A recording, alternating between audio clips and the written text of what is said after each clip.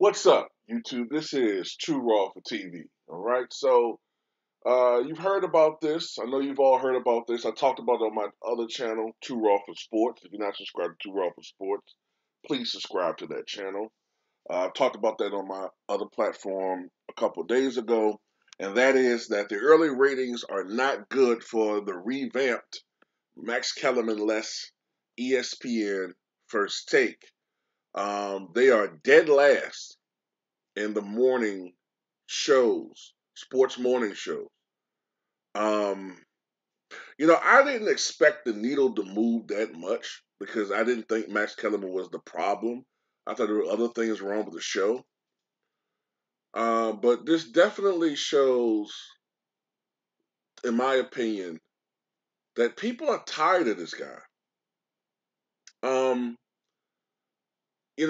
People are tired of him, and also I think that it reaffirms the belief by myself and many others that he's nothing more than a glorified second banana. Um, when you look at the history of ESPN, right?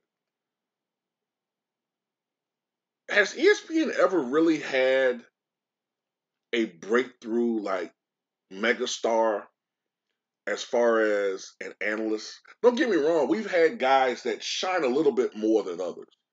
We've had Stuart Scott, of course. We had, in the '90s, Keith Olbermann was liked.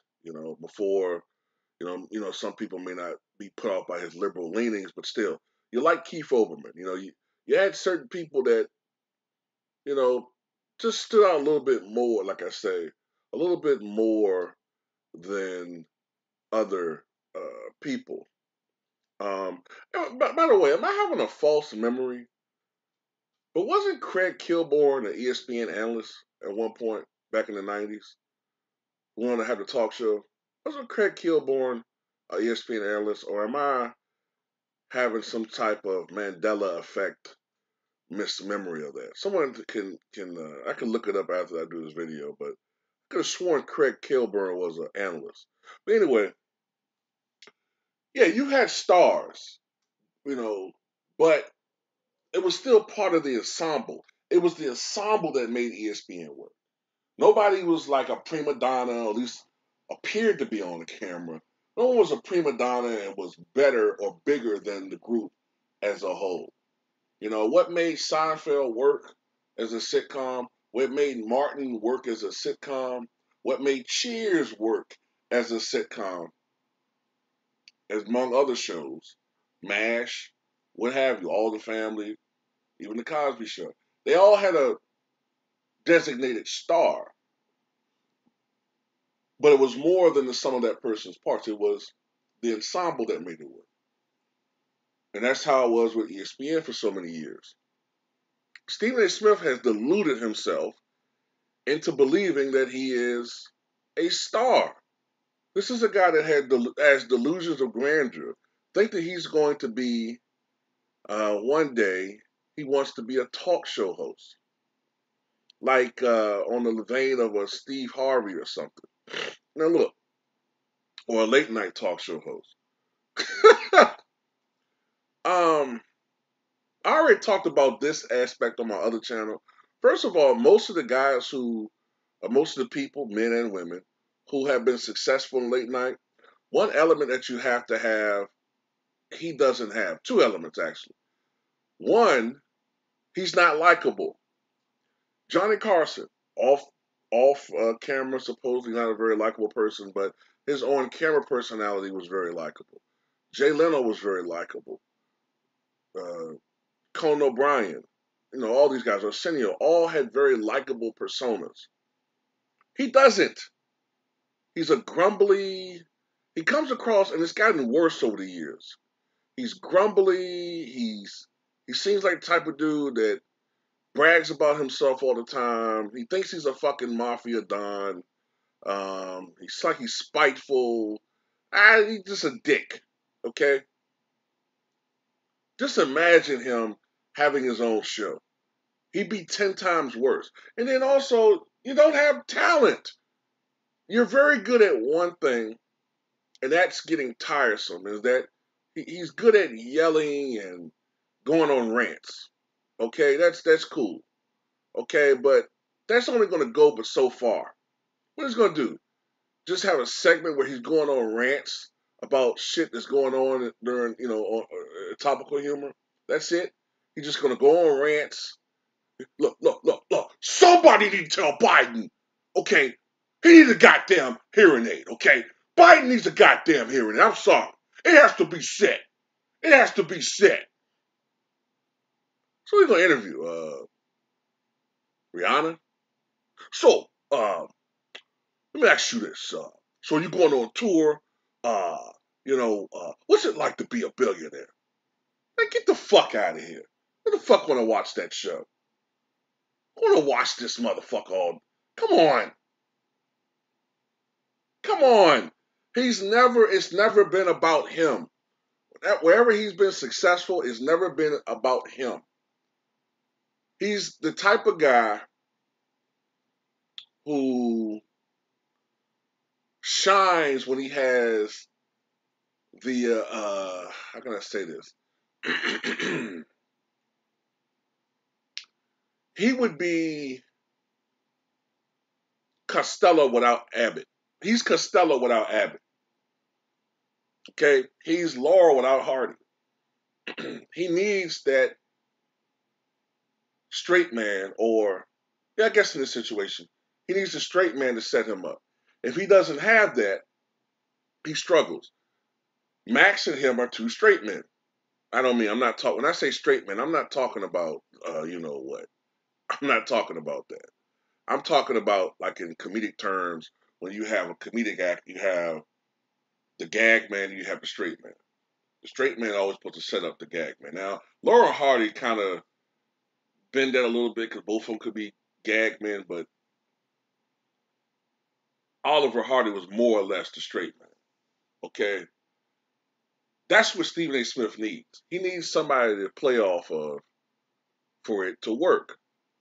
But he's not, in himself, in my opinion, box office. He never was. The best opportunity he ever had was A, ESPN rehiring him, and B, teaming him up with Skip Bayless. Skip made Stephen A. Smith, not the other way around. You see, Skip is doing very, very well on the other show. You know, he's moved on and is doing very well. It's Stephen A. Smith that's struggling. He wants to blame everybody else except for what the problem is, and it's him. You know, and it's interesting, like, because I used to like Stephen A. Smith um, long time ago, a long time ago. You know, but his other show, quite frankly, it failed because he's just not that engaging a personality, man. After a while, he wears on you, and over time, he's gotten more rich, I guess, more wealthy, more established. His head's gotten bigger, um, figuratively, maybe even literally. You see some pictures, but over time, he's become more and more arrogant, and another thing that people don't like about this guy is that, at least I know I don't like this about him.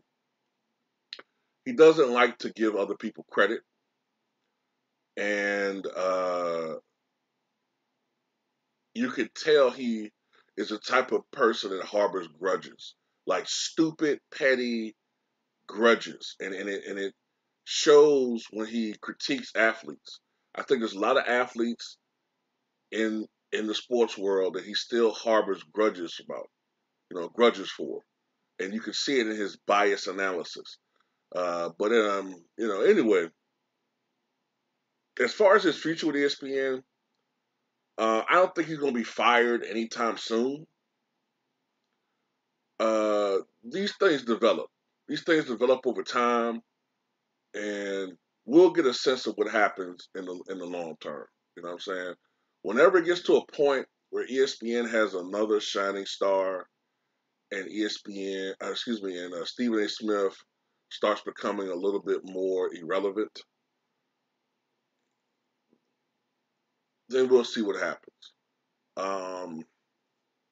But if this show continues to perform as horribly as it is, the ratings don't pick up, and they're paying you this amount of money, either two things I can think gonna happen. They might fire his ass, or they're gonna work this motherfucker harder than anybody we've ever seen work hard before. This motherfucker gonna be on TV when you wake up and when you fucking go to sleep. He's gonna be speaking Mexican. He's gonna be speaking German. He's gonna learn that shit. You know what I'm saying? Whatever that fucking shit is where you listen to, I forgot the name of it. He's gonna use that shit, and they're gonna work all of that fucking money, every fucking penny that they paying this motherfucker, and his shows suck. If we ain't getting the ratings we want from your ass, we gonna fucking make you work off what we thought would be a plus investment for a C minus failure. So that's all I got to say. Tell me what you guys think.